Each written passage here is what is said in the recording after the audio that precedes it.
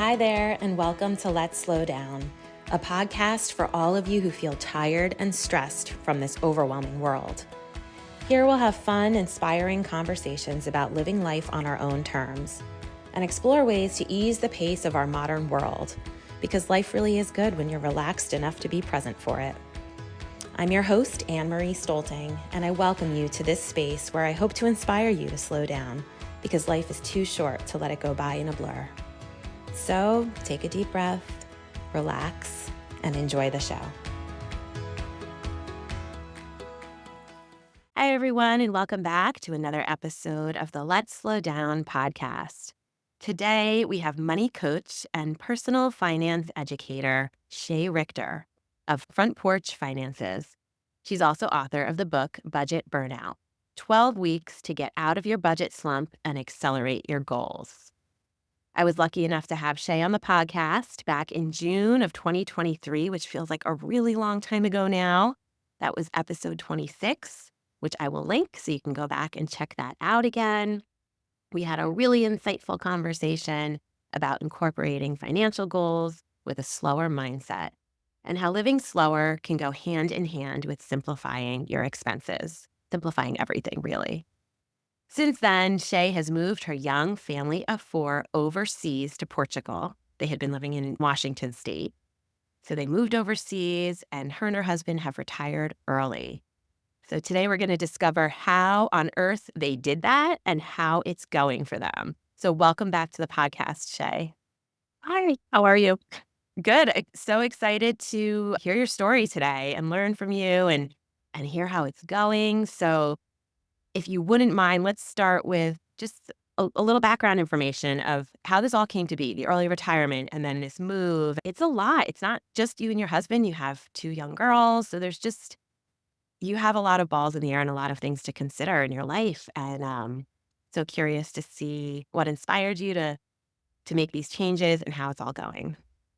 Yeah, so way back in probably 2014, I was a huge fan of Mr. Money Mustache. I don't know if you know who that is, but he is also someone who retired early, a little more extreme than I am. But so it was prior to having kids, and I just got this notion in my head that that's what I wanted to do. Eventually, I put it on the back burner. We had a lot of debt at the time. It wasn't realistic for a long time for us. But once we decided to pay off all of our debt, we kind of just kept going with our same lifestyle as our wages grew and saved more and more, knowing that in the long run, we wanted to move abroad and retire early. The main reason that we decided to do this was for our kids. We wanted to teach them a slower pace of life. We wanted to be in closer proximity to other countries, teach them different cultures, different languages. And also, Portugal is one of the safest countries in the world, so safety was a huge one for us. So interesting. Had you been to Portugal many times prior to this? No, actually, moving here was my first time in Europe, my first time in Portugal, my first time really going abroad. I went to Mexico one other time, but other than that, I hadn't really been anywhere. Wow. So back up for a second. So you had never been there and you had decided this was the place to go.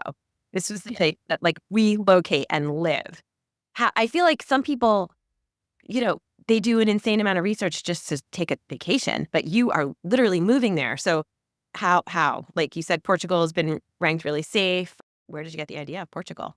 I did a lot of research when I was into Mr. Money Mustache about places we could go. I read a lot of stories of people moving abroad to get their cost of living down. And so for us, we really wanted to move somewhere in Europe. That was a big one for us. Somewhere that was super friendly, where either everyone or a lot of people spoke English, low cost of living. And so it had been on our list. Spain was also on our list. I can't remember if there was anywhere else. And then I stumbled upon someone on YouTube, a family called Our Rich Journey, and they had actually retired in Portugal. So I was able to get a lot more information of what that looked like and what their lifestyle looked like. And it seemed to line up a lot with what we wanted. So then it kind of narrowed my search from Spain, Portugal to just Portugal. Okay. Wow. And prior to moving, so you owned a house in Washington, right? You sold. So tell us about that whole transition. So when we decided December to move to Portugal. Our original goal was to retire by 36. So I just turned 35, so it would have been next year. But Portugal was having some law changes and we kind of just had to jump in last minute. So one night over dinner, I looked at my husband and I said, I think now is the time we got to do it. We were in the middle of a kitchen renovation. So we had to quickly do a kitchen renovation and get our house on the market. But we owned the house with my dad. It was a multi-generational house. So he lived downstairs, we lived upstairs, and we split pretty much everything. And we had quite a bit of equity in it because we bought it pre-pandemic. So we were able to utilize the money from the sale of that home to finish funding our retirement slash get us here slash save up enough money to buy a house in a little bit here. So, and then what month did you actually move? So that was December where you decided that this needs to happen. June. We moved middle of June. So it gave us 6 months to finish the kitchen renovation, list our house, sell everything we own practically, and just go for it. Wow, that's pretty quick. And how long would you say it took to get settled once you got over there? We spent the first 2 weeks vacationing around Portugal, and then it probably took us another month or so. Like we just needed to furnish the house, make it feel a little more homey. But the people of Portugal are so welcoming and kind. They make you feel comfortable really quickly, which is nice. I've been there once. I was there right before the pandemic for a quick little girls' weekend, and I noticed that as well. It's just a beautiful country, beautiful people. So I'm glad that you're finding that. When you got off the plane, I'm just wondering, like when you first stepped into Portugal and saw it, like how did you feel? Did you feel like we're home, or was it just so scary? I can't even imagine. I definitely felt nervous. It was a overnight flight that I had a kid on each side of me, knowing that like I don't sleep.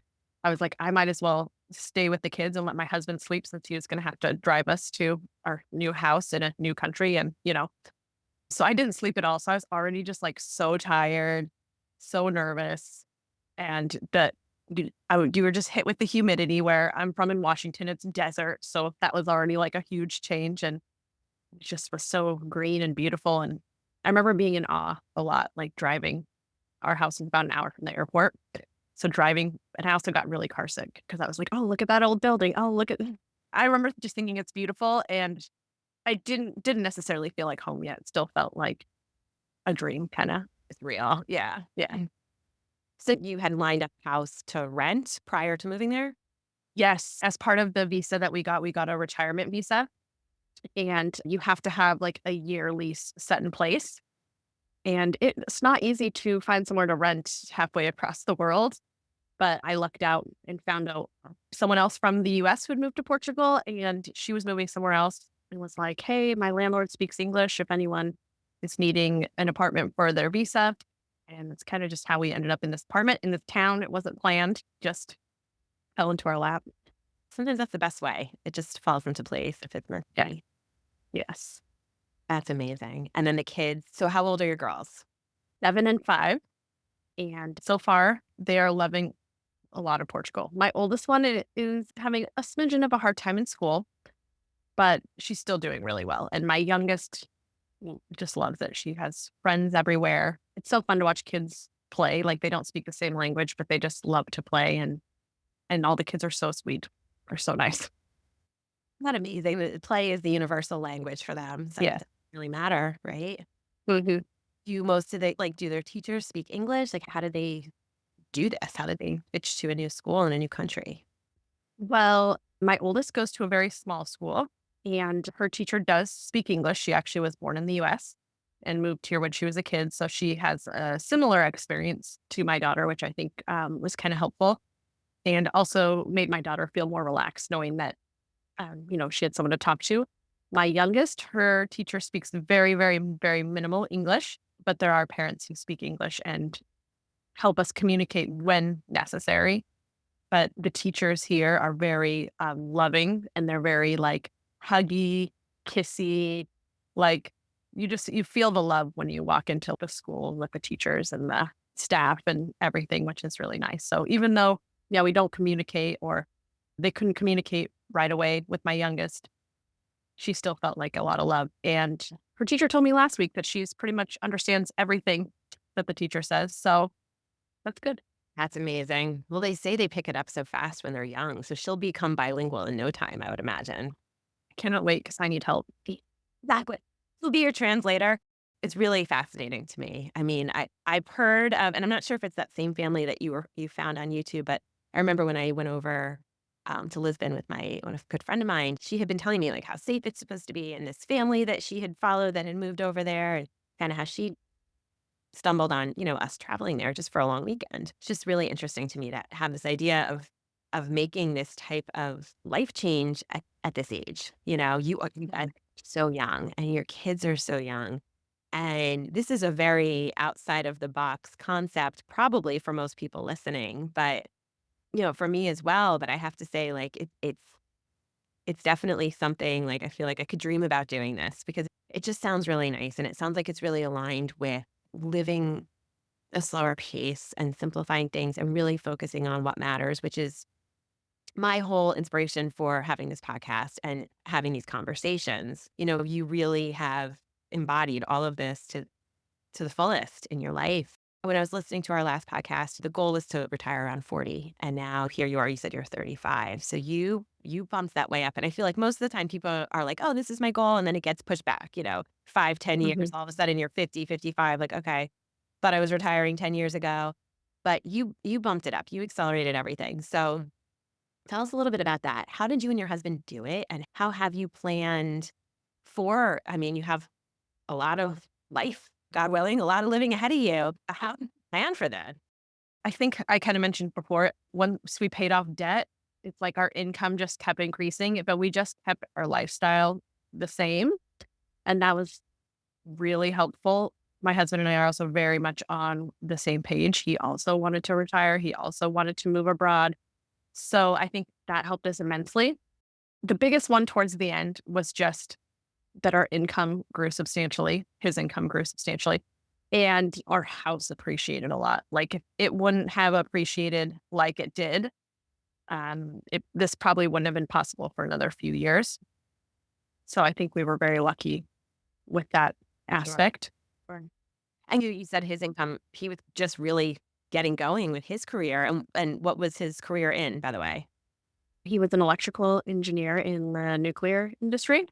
Okay. And yeah, he just graduated from college like 3 weeks before our youngest was born. So it hasn't even been 6 years since he graduated from college. And I think that also just goes to show that like if your mind is set on something, like you can get it done. Yeah. I feel like a lot of people listening are probably like, he clearly was doing well at his job and he was being promoted and making more money. That's a tough thing to walk away from, especially It just is. for building that momentum. 5, 6 years, you are just in the grand scheme of the lifetime of a career. That is like you're still in the very beginning stages. So how do you walk away? It was a little hard for him. He actually really enjoyed his job and he was in the middle of a big project. And like I said before, it wasn't our original plan to come this year. It just kind of happened. But now he's to the point where he's like, I don't think I could go back to work. It's like, yes. Quickly adjusted to that one, huh? Yep. He's like, oh, this is nice. So walk us through what a typical day would look like for you guys over here now, retired in your 30s. Yeah. So, like a typical school day, school starts like 9 o'clock here. So, we kind of just like take our time in the mornings. And our kids currently go to two different schools. Next year they won't, but currently they do. So, my husband takes one, I take the other. My youngest, her school is like a 5-minute walk from our house. So, we walk and it's so like lovely walking in the mornings. You see all the people coming from the markets and there's all like the bread shops and the cafes and the flower shops and like everyone just is so energetic in the morning. So we go to school, drop her off. I come home. My husband and I sit and drink our coffee. We read books. I do some work. He helps me with some work stuff now that I don't have like a 9 to 5 job. I don't work that much, but he helps me with the like back end stuff or like IT stuff or things like that. It's nice every day we have lunch together. Like it's like a little date. And that's something we didn't get before, your husband comes home from work and then you have to get the kids ready. And then by the time it's bedtime, everyone's exhausted. So it's nice to just spend time together. Sometimes we watch TV shows, sometimes we go for walks or like little adventures in town. We pick up the kids, we do homework. I mean, it's very simple. We have dinner, we get ready for bed. And how about the kids? Are kids over there as scheduled? Here it's like everybody's just seems to be, it's the norm to have them in a sport every season and a million other extracurriculars and the lessons for this and the tutoring for that. Your kids are still a little bit young, but I think over here you would be in the thick of it already. And we were. Before Yeah. we left, we had piano, we had ballet, we had gymnastics. And now, currently, we have nothing. We are maybe looking to add a dance class or something, but a big difference is, like, the kids have a lot of time to themselves, so they have 2-hour lunch breaks at school. So, they eat lunch, and then they get to, like, play and have free time for a long time. Also gives the teacher time to rest and regroup before coming back. And then after school, if you want, it's very inexpensive, but your kids could do like dance class one day after school, or they call it gymnastics, but more like PE, English class. And so if you wanted to add those things, you could, but it's like an extra 45 minutes, but perfect for like parents, both parents that are working or something, put your kids in some things. But no, not a lot of people do extracurricular activities. There's not football, like American football here. Soccer, football, the European soccer, you know what I'm saying. Yep. That's not happening right now, I don't think. I haven't seen any, like, leagues or anything. There just isn't a lot of I think they just want kids to be kids. There's a Okay. lot of playing. There's a lot of, yeah, just playing. Which, I mean, all the research says that's the best way for a kid to really become creative and use their imagination and just be allowed to be a kid. I think over here, don't let them be kids, and it's such a fleeting time. It goes really fast. So let them have their childhood and doesn't need to be overly structured and scheduled and have everything be led by adults. They need to figure it out themselves. One of my daughters, my youngest, who's 10, one of her favorite things, and I love that she loves it and that she has a few little friends in her neighborhood. I know that's not always the case where everybody might not always be, the safest place, or they might not have other kids, but she's got a couple other little girls in the neighborhood. And if it's a nice day after school, she's hoping, okay, do I have a practice today? Like, am I free? Because they get on their bikes, they pick each other up and they just go. They go explore. They end up in somebody's backyard on a trampoline or playing or whatever. Just being creative and making up a game. Like, they made this game up the other day using a soccer goal and just playing. And, Yeah. all the research says that's really the best thing for them as kids. Mhm. And they love doing it. It's just nice. It's a win-win for everybody. I'm not driving her around to a million things. Like, she's just off doing her thing, and I know where she is. She's close by, and so I realize that we are very lucky that we live in a place where she can do that, but it could be at home just having a friend over, but just not having everything be so structured. So, Yeah. it's nice to My have that. my youngest she's of kindergarten age, but here in Portugal, they don't actually start school till 1st grade. So she is in this kindergarten class. They don't practice writing. They don't practice anything. They do crafts, they sing, they dance, they play, and she's living her best life. She loves it just so much. And, And then, like, little things will help her when she starts doing those things next yes. year. It's all connected. Yeah, exactly. And then I think, yeah, if she was in kindergarten in the US right now, she would be starting to read, which, studies have shown that necessarily reading earlier doesn't mean you're gonna be a better reader. But yeah, just such a different dynamic. Such a different philosophy, and at the end of the day, everybody in Portugal learns how to read and write and be productive, and it's just as we Yeah. do. Like, it all evens out, making it earlier and earlier over here, and they're not Yeah. necessarily ready at that age, and I think a lot of it's sports related, is that some people are not really following the cutoff, so they're sending their kids to school. Their children could potentially be a year older than the other kids in the class, so you have this really wide range of how developed they are, physically, mentally, and all of that. They all Mhm. catch up in their own time, and I just love that I love that she's living her best life at 5. That's incredible. I kinda wanna live her life. I know. Weekend sounds like a great time. Yeah, and even other kids will go to the park, and it's weird, you'll see kids without parents, like, not young kids, but, like, maybe, like, middle school kids, they'll walk to the park by themselves and play. It reminds me a lot of, like, the '90s growing Yep. up, and You don't see kids on their cell phones. You don't see a lot of even parents like sitting on their cell phones. It's such a different thing. Like everyone has cell phones, like all the parents do, but people are just enjoying the moment and enjoying the time. And that's really nice. It's teaching us to get off our phones. Yes, it definitely is. And it's really being a great model for the kids too, that Mhm. there's other ways to live. We don't have to be attached to this thing all the time. This is a perfect segue. I was going to ask you just like some other things that you've been noticing over there that are more aligned with that simpler, slower type of lifestyle as opposed to your former life. One huge thing here is that like everything is super kid friendly. You can just take the kids anywhere, so you don't have to like worry about leaving them with someone or not doing something you want to do because you have the kids with you. I think that makes exploring here really fun because so often we run into events that we didn't know were going on or like festivals or things. And it's nice that we can just take the kids wherever. And like adults here really love kids and they cherish kids and it doesn't feel like a burden to take them anywhere. I really enjoy that. And I think it ties into like living a slower lifestyle in, I think this is a weird one, but like mail. You know how in the US we get so much mail every single day? And there's ads and there's all these things. I get like no mail. I think I get 3 pieces of mail a month and not having to think about checking the mail every day Yeah. or like what bills are hanging out in the mail. I don't know if that's weird, but It I is. really Well, it's enjoy. really different. That is really different because here, even if you're not expecting, like, I mean, who really gets a letter anymore? Once in a blue moon, you get something that, an actual kind of letter in the mail. But Yeah. generally, it's all just stuff that they're sending us. And how about all the Amazon trucks and all the Amazon deliveries and stuff? Oh, you can order through Amazon Spain if you really want to, but with deliveries here, you have to be home. So you can't just like go and order things whenever you want because you have to be home to receive the package. And That's that was huge. something different. Yeah.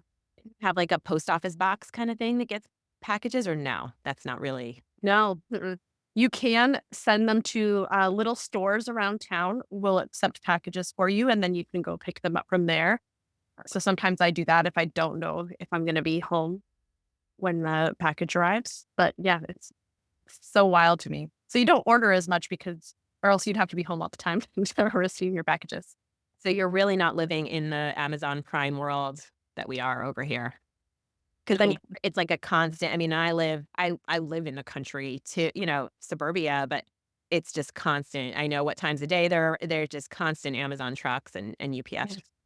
And where we live, it's a 5-minute walk to the mall and the malls here are vastly different than the malls in the United States. They have like grocery stores, doctor's offices. They have all sorts of things within the mall. But it's like a 5-minute walk to the mall, to the meat shop, to the bread store, to the bakery. So it's like you don't have to order everything because you can easily just walk to wherever it is that you need to get something. That makes sense. Yeah. And how about the food? Have you noticed a big change in the food? It's so good. Portuguese food is good. The quality of food is really good. If you buy food at the grocery store, it goes bad very quickly. It's not the United States where it lasts a long time. So you have to really plan what you're going to use the food for. And you can't really like stock up. I used to stock up on things living in the country, Yeah. I cannot stock up because it will go bad. But the food quality, very good. Oh, it's so good. And it just shows too, like here we could go once a week and have everything, including meat and produce and everything. And it generally is lasts the week, maybe even longer Yeah. in the fridge. So it's just I'm kind of wondering like what is in our food that's allowing it to do that, right? It's definitely not natural then. Yeah.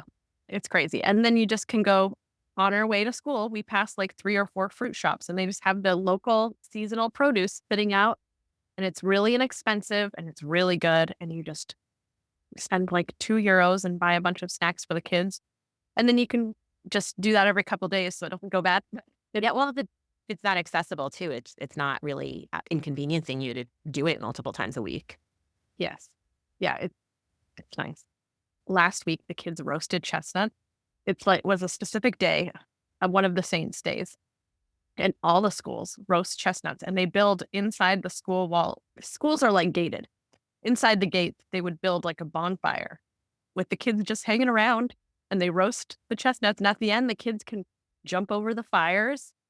They were wiping ash on their face. I'm like, this would never happen in America. Oh, Fire and things, no, maybe got allergies and everything. no idea. But they're really good. And I've never had a roasted chestnut, but Okay. it's delicious. All right. Oh, interesting. So moving forward, what is your plan? Do you adopt like a long-term plan, 5, 10-year plan, or are you kind of just seeing where the year goes? I mean, a year ago, you didn't even know you were going to be here right now. So it just shows how things change. But Our goal, I don't think we have any plans to move anytime soon. We are really loving being here. I think our goal is to stay here at least 5 years. And after 5 years, we can become dual citizens. And that will allow us to have access to the entire EU if we wanted to go do something like that. But I don't know if we'd even want to leave at that point just because we're enjoying it so much here. and how about just something I was thinking? How about your family? As everyone's still back in Washington? Yeah. So the only person that moved with us was my dad. And he retired when he moved here also. But yeah, my husband and my family are all back in the States. And that was probably the most difficult part of the move was taking the grandbabies away. But they all have plans to come see us. My mother-in-law is actually coming in a few weeks and spending Christmas break with us. But yeah, that was hard. I think that they were going to come to Portugal and like it though. Maybe they'll move. And it's a different world now too. I mean, it's not the same, but having like FaceTime and things, it still does make it a very easy Yes. way to stay connected. And even here, my kids are older than yours, and they're all in the thick of what they're doing with their activities and things like that. And we have grandparents that live a drive away, half-hour away. We don't see them all the time. I mean, we see them, I'm sure, more than we would if we lived overseas, but Mhm. you're not seeing this family all the time. So, Yeah. and now when you see them, it'll be like whatever, a week, a couple weeks, and it'll be really about time. So, Yeah. We'll just squeeze all of the time into one time, instead of spreading it out. I mean, I've had that with friends where we live in the same town, somebody moved away, and it's almost like you see them more or connect with them Mhm. more because you kind of don't take them for granted anymore. When someone lives Yeah. around the corner, like, oh, whatever, I'll see them. And one of my really good neighbors, like, I don't see her very often. We don't cross paths very much. Everybody's working in different schedules. And so your zip code doesn't necessarily mean that much with your relation. Exactly. So, wow, just really interesting. As we wind down today, what are your parting thoughts to leave with everybody? Any regrets? Would you encourage other people if they're kind of thinking about doing this to take a shot at it? I mean, I'm always someone who I feel like dreams big and I come up with these crazy things that seem like there's no way you could ever do it, but you can. More often than not, it may seem crazy, but it's not as hard as you think it's going to be if you have the right mindset and if it aligns with your family and your goals. I say do it. I have no regrets coming here. I kind of wish I would have done it sooner. Wow. And Portugal's amazing. And if you haven't visited, come visit Portugal. Making me want to come back for sure. Do it. You can come stay with me. I have room. I might. I might. Why don't you let everybody know? I'll put in the show notes, but let everybody know where they can find you. I know you started an Instagram about your travels and your life over there. So why don't you share all with everyone? Okay, so that one I don't post as much on. You can find me at Wandering Through Portugal on Instagram. Also, Front Porch Finances if you're curious about the financial aspect of retirement or living abroad. I share stuff on there also. And I have a website, frontporchfinances.com. If you ever want to learn more about your finances and simplifying your finances, those are the places that I like to hang out. We'll share that with everybody. Everyone can check that out. Thank you so much for sharing your experience. It's just really fascinating and interesting. And I'm so happy for you guys that you have followed your dream and it's working out for you. And it's a true inspiration to many of us. Thank you. I hope you've enjoyed our journey together. Please take a moment to rate and review the show. It really helps us grow and reach others looking to slow down too. Wishing you simplicity and ease in your world, and I'll see you back here next week.